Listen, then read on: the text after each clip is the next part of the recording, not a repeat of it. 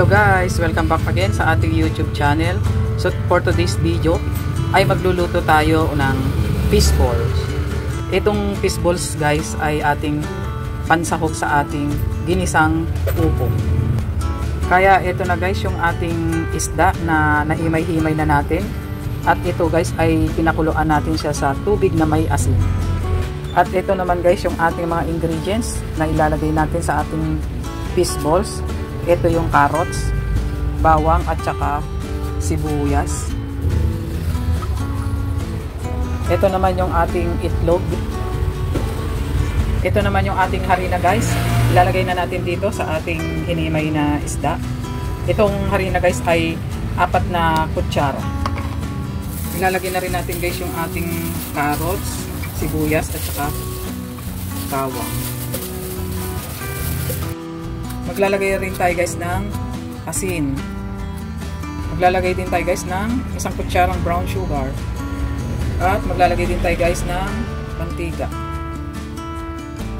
At maglalagay din tayo guys ng pampalasa.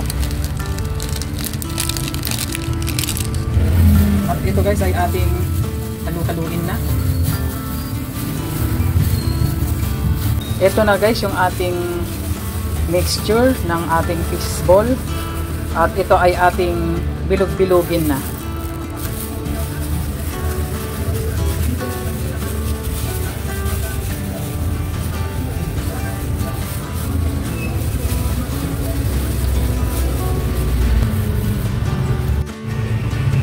Ayan guys, nakapagbilog na tayo ng ating mga fish ball. At ito pa guys. At dito naman guys ay meron na tayong pinapainit na mantika. At habang tayo nagpapainit guys ng mantika, ito naman yung ating upo na ating igigisa. Ayan guys, mainit na yung ating mantika, kaya maglalagay na tayo ng ating mga fish balls.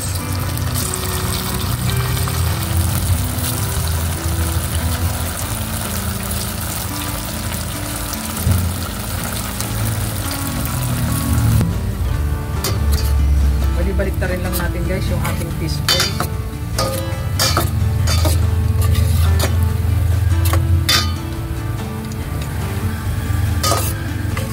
Ayan guys, haanguin na natin.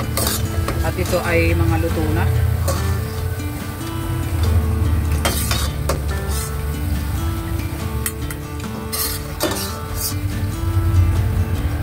At ilalagay pa natin guys yung mga natira na fish ball para maluto na rin.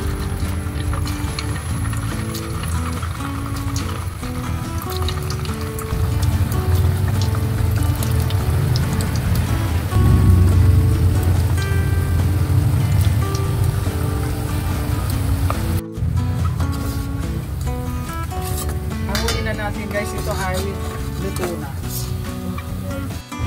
Ngayon guys ay ito namang upo ang ating lulutuin. Maglalagay na tayo guys ng mantika sa ating kawali. Mainit na guys yung ating mantika, kaya ilalagay na natin ang ating bawang. Lagay na rin natin guys yung ating sibuyas. Lagay na rin natin guys yung ating kamatis. Lagay na rin natin guys yung ating upo. Taktakan na rin natin guys ng pinong paminta. At maglalagay na rin tayo guys ng patis. Sabay halo-halo. At maglalagay na rin tayo guys ng konting pampalasa. Sabay halo-halo. At ito guys ay ating unang tatakpan. Update guys sa ating niluluto.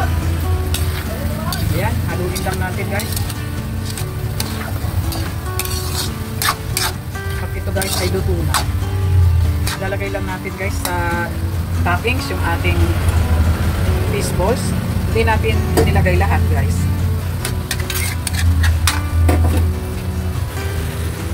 Kaya ayan na nga guys, it's done na ang ating ginisang upo with fish balls. Kaya thank you for watching and don't forget to subscribe. Bye bye!